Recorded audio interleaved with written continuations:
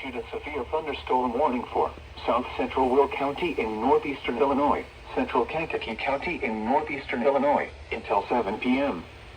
At 6:01 p.m., a severe thunderstorm was located near Limestone, or near Hershey, moving northeast at 25 miles per hour.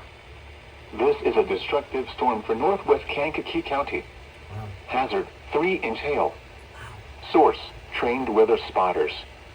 Impact, people and animals outdoors will be severely injured. Expect shattered windows, extensive damage to roofs, siding, and vehicles. Locations impacted include Kankakee, Bourbonnais, Bradley, Manteno, Peeltown, Limestone, and Bonfield. For your protection, move to an interior room on the lowest floor of a building. A tornado watch remains in effect until 11 p.m. for northeastern Illinois.